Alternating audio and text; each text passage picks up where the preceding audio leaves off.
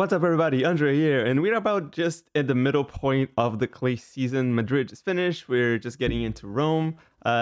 First rounds of the women tennis started yesterday, and the men starting today, and then tomorrow, and then Friday we're gonna get like some of the good matches. But let's just kind of get into a little bit of this midway point assessment of where the tours are at right now. In this episode, I just wanted to focus more on the WTA.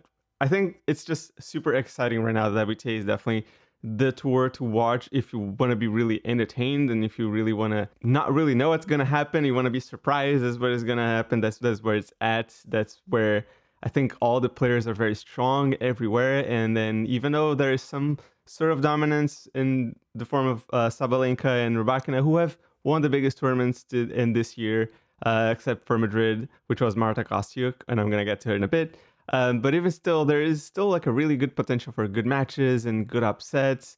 So yeah, it's really that interesting right now. And I think it's going to continue for at the very minimum until Roland Garros, and then we're going to see what happens in the grass season, which is normally a season where a lot of things can happen as well, because there's not that many grass court specialists on tour, right? So I definitely thought that Andreeva was the favorite. I think she's been having a really good and strong clay season, but I definitely didn't think that Kostyuk was down and out. I thought that she was really going to pull up a fight, and I thought it was going to be at the very minimum a very strong, 2 tight sets, or even going to 3. I ended up being like in basically 2 tight sets, more so the second. But the way that Kostyuk has been playing this season, which is her best now by far, with 2 titles to her 1 that she had before, and almost back to back, and her first 1000 as well. I think really is showing just how much progress she's been making. Just maybe something is clicking for her right now. She obviously didn't have to face neither Sabalenka or Rybakina, or maybe one of the top 3 players in even top 5 in that Madrid Open title. But she did face a top 10, and Andreeva, as I said, like she's been having a strong season as well. And Kostyuk is now up to a career high world number 15. And I was really looking forward to see her in Rome, but unfortunately she just caught a hip injury that just got aggravated, I guess, from her long run in Madrid, which I'm pretty sure that she was not really expecting to, go far into the tournament, to like maybe even probably the quarterfinals was probably what she was maybe expecting, and then just kind of managing the injury to play in Rome. And then go into Paris. But she took the chance that was given to her, and then went on to win the title. But I still think that even with that, I think that she's rising to the rank of a player who is a very interesting dark horse, a player that you don't really want to see in your end of the draw, you don't want to see in your first few rounds.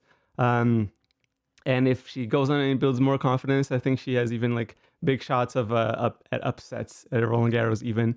It's going to be a shame that she's not going to play in Rome, because that's where we normally see where players would really show like what they can do on the clay right now, because it's the same conditions. It's not same, but like very similar to Roland Garros. And if it gives you a good idea of like how players are doing. And Madrid is, out of the clay court tournaments, it's probably the one that is the farthest away from Roland Garros in that sense. It plays really fast. The ace rates are really high. But with the level that Kostyuk has showed like in that tournament, and just like the defense that she showed in Madrid, I think that so much can be done if she plays well, and she's also healthy for Roland Garros, which would be a real shame if she has to skip that tournament as well. But I believe there's another, with this week, there will be at least like 3 weeks before Roland Garros starts. So I think there's a good chance that she's going to be good enough for that one. But she also cited an ankle injury, so I wonder if this is going to compromise just how far she gets there. She's made it to round 4 in Roland Garros in 2021. But I think the way she's playing right now, she gets there and she's healthy enough to play and to keep going at a highest level. I think she has a really solid chance of like maybe picking up a better result, maybe reaching the quarterfinals.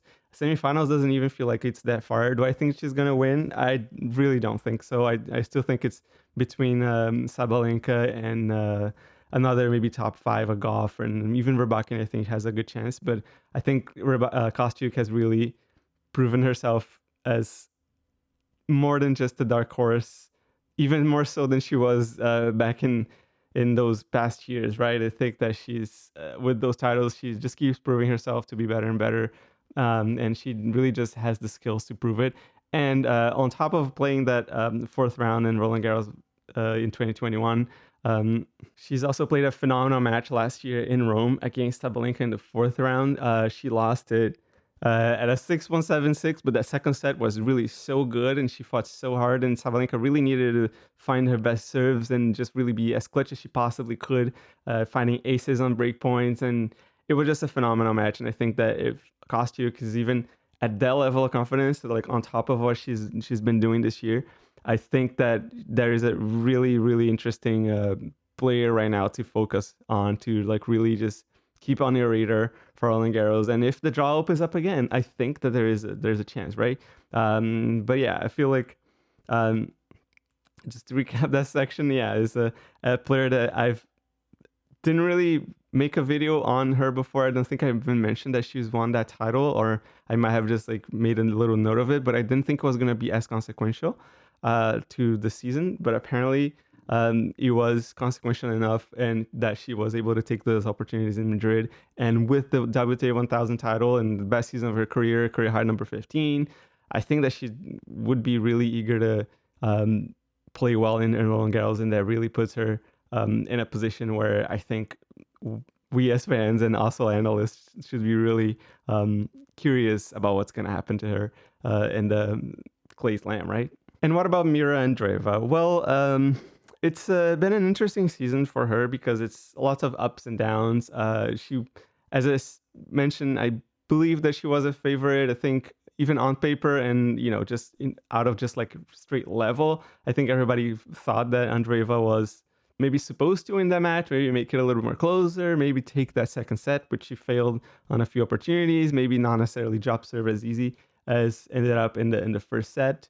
Maybe just show a little bit more of like positivity on court at times, but that obviously didn't happen. And I was kind of worried for a while because after Indian Wells, after Miami, after she had to really struggle to win Linz, and I thought, well, maybe crisis averted, maybe she's playing really well. She played well in Stuttgart, ended up losing to Rybakina, but that didn't really seem to affect her. And then going into Madrid, there was even like an instance where she was playing, I don't remember exactly against whom, but she turned it to her corner, to her team, and said, I'm not a champion, I'm gonna lose. And it definitely feels like, is she going through a bit of a crisis right now? Like, where does she feel like her level is? But I do think that after her runner-up speech, she mentioned something about every match she really just feels it really intensely, like especially for the losses, she's been struggling to just deal with those. And I, in my mind, I just feel like the problem is just really experience, which is wild to think about because right now, especially like Mirra Andreeva has been a top 10 for at least like a year or so. She's won a couple 1000 titles as well. She's just progressed so much from last year to this year, and she's just been up there for such a long time now that it feels like she kind of already knows all the ins and outs and how to deal with being where she is. But I do think that there is a season in a player's life where they stop necessarily living and breathing 100% tennis. Is like tennis is my life, tennis is my live or die, and they just kind of like really take that as in a day to day and a season, year to year. They really want to do well, of course, but they also kind of start seeing more of a meaning in other areas of their lives. And I think that this is where Andreeva is going towards. She's going to find that meaning elsewhere in her life, and then she's going to be able to deal with those losses better. She's going to be able to say like, hey, I lost, but I made it here, and I'm living the dream, right? And then there's more important things, and that counterintuitively, it even might help her win those matches because she's going to be more comfortable. She's not going to be displaying all that negativity on court. She's not going to be down on herself and just really in need of something to like really just prove to her that she deserves to be there. So I think that's something that she might struggle with, like on a match by match basis. I don't think that's a crisis that is going to be prolonged over, like in the course of an entire season. I think that she's going to have tougher patches and better patches. I think that the clay season has been treating her really well. I think that after she takes the loss for maybe a couple days, it's good for her that she doesn't play right away in Rome, being a seeded player. She can just like take that time to just reflect and just kind of calm her down and get ready for what's coming. Um, and I still think that whatever happened in Madrid, uh, is not going to be as consequential as maybe it could be for Roland Garros. I think it's going to be maybe on a more of a clean slate for her. Of course, conditions wise, we all know all of that, right? So, but it's still important to play well over the clay season. I still feel like she's feeling good about the way that she's been putting the work in and playing well on clay this year. Um, but also, I do think that whatever happened in the final in Madrid is not going to be something that's going to be continuously affecting her and that she might even lose in the first round. I think that that's something that could happen. Yes, I think that, as I said, it's like a match by match basis. We could still be something that I suppose that she comes in and play a match, and all of a sudden she loses her serve like in the first three games of the match, right? And then it can go downhill from here. Like if she lets these feelings get to her, it really could be an upset situation. But I also think that it's not really going to be the case. I think that she will still be able to get through all of these and make it deep into the French Open. Of course, like we never know any of these things, right? It all can happen or not happen. She might still be feeling that loss. Of course, it was a final of a WTA 1000, so it kind of stings.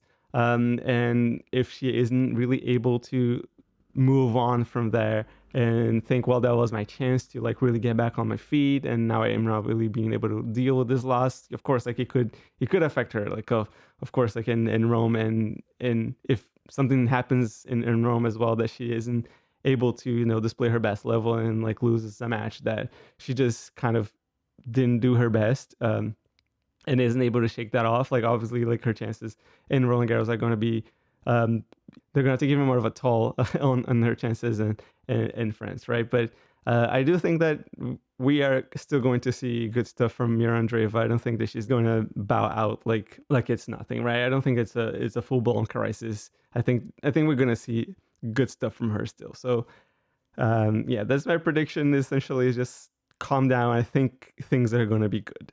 But what about the two dominant forces of the WTA right now? What about Rybakina? What about Sabalenka? They both lost early-ish in the tournament. Sabalenka lost in the quarterfinals in that wild match against Hailey Baptiste. And Rybakina lost to Potapova in the fourth round. I definitely thought that they both were going to do better. I thought that Sabalenka was going to win the tournament. I wasn't comfortable saying that this was 100% going to happen. Like, that is almost no guarantee at any tournament that certain things are going to exactly happen as we like to predict. I think the ATP is a lot closer to that state right now, where Sinner's basically unchallenged by any other player, whereas the WTA has those dominant players that can still lose, and that exactly happened. That exact thing just happened, right?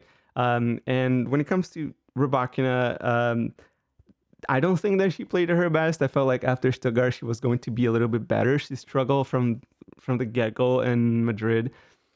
I'm not sure exactly why, but she was just not really able to, close off the matches as easily. She was taken to 3 sets in her opening round, I think, and then losing to Potapova was not exactly expected, especially as a lucky loser. But at the same time, I think that she also played with, good conviction. I felt like she never really felt like she was down and out. She was always fighting. There was a problem before in Rybakina's career where if she ended up just dropping the first set, the fight in her would just kind of go down. And I feel like this year she's almost fixed that, and I think she's just all fight. And even when she's not playing at her best, she's still going to try to make it as close as she can.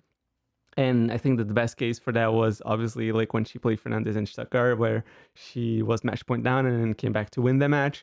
Ended up getting good result there, and then won 2 pretty straightforward matches in the semifinals and finals. That didn't happen in Madrid.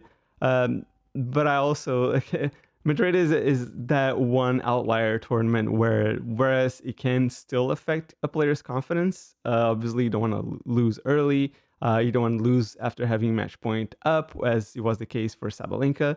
But I still think that because it doesn't really reflect what Roland Garros is, I think that as the players start looking forward and as they really focus on the clay season with really just the goal of playing well and the major, and obviously they want to play well in the other tournaments, but as a more of like a big picture, they really want to see like how far they can go where they are healthy and confident to play at the major at the best. I think that Madrid is not going to affect Rybakina's mind all that much in terms of like what level does she think she is playing on clay, and I think that we're going to see more of that in Rome, right? And the same for Sabalenka, right? I think that losing to Baptiste was a match that she wouldn't necessarily lose often. I think that she's been pretty clutch. I think that there were times that it's almost like a 50-50, right? So she would play a match really well and then maybe go up a break in the third set in the Australian Open as it happened, and then kind of just not really be able to hold on to the lead or not really able to convert a match point here, or not play as well at certain moments in the match and then just lose, or she can just like really clutch it out and just, instead of that way, just kind of goes the other way around where she gets pushed to a tiebreaker and then plays some of the best points of her life and wins the match, right, as it happens in Indian Wells. So for Sabalenka, it's almost like you almost flip a coin a bit on the clutch effect of it, right? Nothing to take away from Baptiste, obviously. Like, she played a phenomenal match. I think she's such a fun player to watch. I think she makes the field at the WTA look even more interesting as well, because she's been a prospect from before. She has sort of like this type of game where it's somewhat similar to like players like Karolina Muchova, who just plays a lot of creativity, uses a lot of the slice, kind of on the mode of how Jabbar used to play as well. And I think it's going to be really interesting to see coming up from the next tournaments. Baptiste played really well against Andreeva, but wasn't able to close off a set and then just take it to a third. And, but she played really well and I think was really fun. But I don't think that Sabalenka is going to be looking at those defeats, at those results, and seeing it as a crack in her resume or in the confidence going off in Rome. I think Rome is definitely the one tournament that makes a lot of sense to play well in. And Rome is also a tournament that she's never won before. Whereas Madrid, she's a three-time champion rather. And it's definitely a tournament where you can really see the preparations for Roland Garros. I've been saying here for a while now that it's definitely the one tournament that she wants to win is Roland Garros this year, or Wimbledon. But like right now, especially after the Australian Open defeat, I think Roland Garros is where Sabalenka's sights are focused in and locked in. And Rome is definitely going to be a tournament where she wants to win, to assert that dominance, to say to the rest of the field, I am the favorite for that tournament, and I am not going to make it easy. I'm not going to go away easy. And I think that's specifically as well for Rybakina, as that sort of, message that she would want to pass, right? Because Rybakina is a Rome champion. She did come through it with retirements and in that title win that she took in 2023. But so yeah, it's a tournament that Sabalenka really probably wants to take for dominance, for confidence, for just all the good reasons, right? To test herself on a clay that really resembles the French Open. And especially to rebound off of the defeat in Madrid is going to be really important to do well now in Rome. And the battle for number one right now, I think it's a little bit more like up in the air. It's not necessarily something that it's, in the minds of any player in this moment, especially because Rybakina can't become number one now in Rome. I don't think she would be able to become number one after Roland Garros as well. Maybe depends on whether Sabalenka loses really early, which I don't think is going to happen. So I think that kind of battle just takes a backseat, and it just really becomes a matter of winning tournaments, like, right? So who wants to send that message. I am playing really well. I am really the player to beat. I do want to be the favorite for the second major of the year. So yeah, I think that Rome is really shaping up to become like probably one of the best tournaments of the season, I would say, even because it's a really similar a really similar 1000 event to the major that's coming up. And we had really interesting results in Madrid, with also some cooler results as well in Stuttgart that happened. And players are coming out, players seem to be struggling a little bit. So it just feels like the field that just of the WTA is just really like raising up their levels to try to really capitalize on any opportunities that they have, knowing that upsets are really something that can really happen at the WTA right now. They're not easy. The dominance of Sabalenka and Rybakina, and add Goff to that mix, especially on clay. I think Goff is a phenomenal player. Won Roland Garros last year even. So and Swiatek coming up as well, trying to play her some better tennis. She's been playing a little bit better as well, and just kind of has her her spirits up a little bit, right? So I think Rome is going to be very, very cool, very interesting. I think there's a lot of narratives that you can pick from there, and almost every match is going to be important to see like where are those players at. And the end is just really hard to predict, right? I can't really pinpoint like who would be the winner of this year. I don't really think there is a particular favorite that is rising above the others. I would say maybe probably Sabalenka, just out of the fact that she is world number one and she's won a lot of matches this year. She won the Sunshine Double, and then but losing in Madrid, it was a bit of a blow. So we don't really know like how this is gonna go. Rybakina played well in Stuttgart to win it, but also struggled in Madrid. What's gonna happen now? And Rome is really impossible to tell, right? So. And there's also the fact that a lot of players in Madrid just kind of caught an illness out of nowhere, and it just kind of hindered a little bit of the progress that we could have seen. So, for example, on Swiatek and even Goff, like just had to really fight through that, and lost on the back of having won after being really, really ill. So it's hard to take much from Madrid. If it was already hard before because of the conditions, now it's going to be really a tournament that we can not necessarily draw any conclusions from. And then Rome is going to be really interesting because, as I said, like the field is really raising their level, and then Sabalenka and Rybakina really need to try and assert their dominance. Even though they're focusing specifically, as I said, Sabalenka and Rybakina definitely focus on maybe trying to winning the French Open. I do think that they're going to be able to really put that behind them as the big picture and really focus now in that tournament because it really feels like it's up in the air, and everybody wants to say that they're playing well. So that's it. I think the WTA tour is just extremely exciting right now. I think there's where the entertaining matches are going to happen. I think that's where the storylines are going to take place and unfold in a way that is unpredictable. I think that there is a really good separation between the players at the top and just kind of going down in the rankings, where obviously like Sabalenka, Rybakina are really playing really well, and then we have Goff and Pegula, who are really big challengers. Swiatek trying to come back from her, period of not winning so much. But then everybody else is just kind of so capable, and you can really not say with any confidence who's going to win any tournament. So I think that that's where the entertainment of tennis is today, is just really following the women's tennis. I don't think that, in my opinion, I really don't think that there is much of a contest right now between the ATP and WTA when it comes to tennis itself, right? If you want to watch a good tennis match, I would say even tune into the WTA. That's where you're going to find good tennis. The ATP is really a good place for like checking records right now, but the WTA is definitely where the good tennis is living at the moment.